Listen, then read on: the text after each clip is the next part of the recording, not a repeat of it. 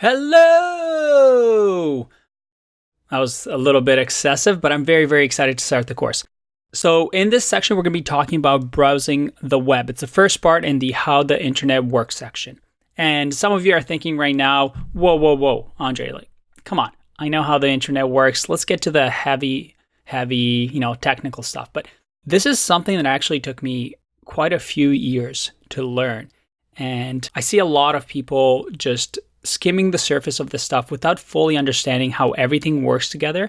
Without having those foundations, it's actually very, very difficult to think about performance, optimizing your site, and so on and so on. So we're going to start off very, very basic, and we're going to learn something that it took me many years to learn. And once I figured this out, everything clicked. So just hang in there. Trust me. I promise you'll learn something new in this section. And we're going to be talking about browsing the web.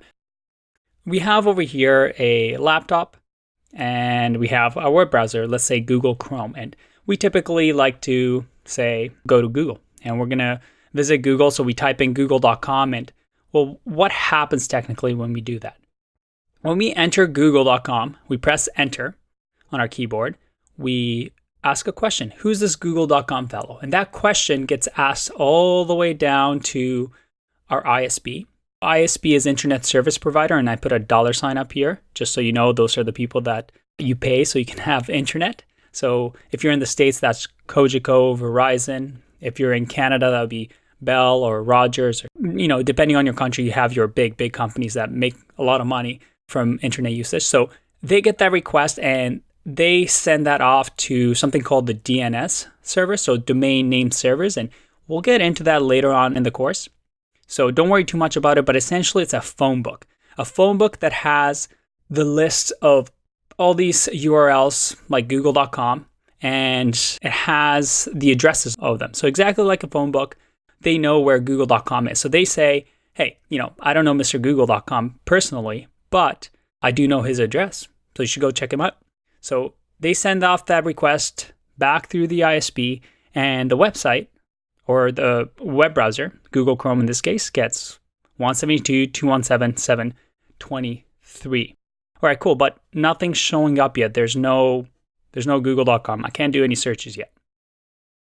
Okay, we received what we call an IP address. So think of this as something that every single computer has one. Anything that's connected to the internet has its own address. So the laptop that I'm working on right now has an IP address. Your laptop or computer has an IP address.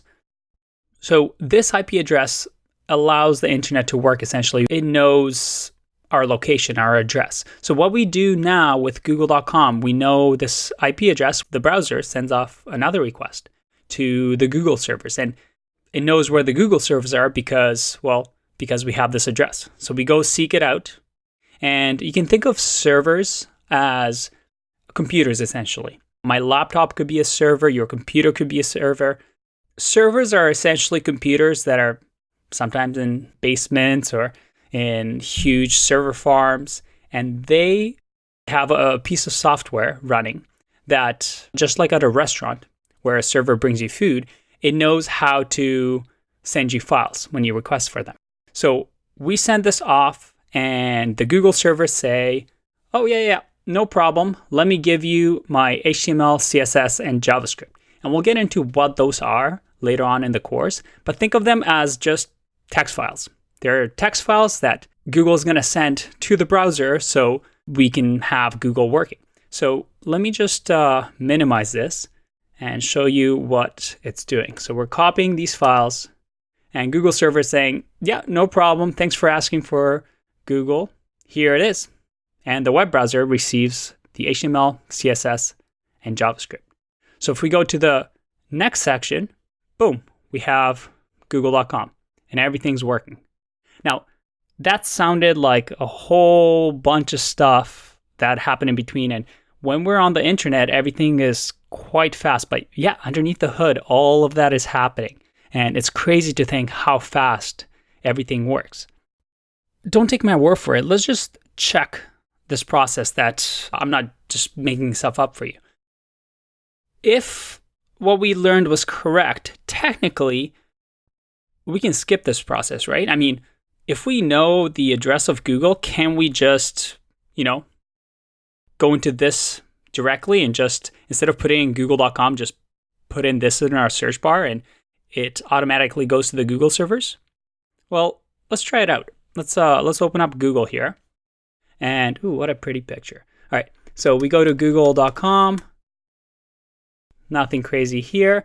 And that's great. But what if I, instead of that, I put in the IP address? So 172, there's no way I could remember this address. So I've done this before. And I press enter. Look at that, google.com. So as you can see, I'm not lying.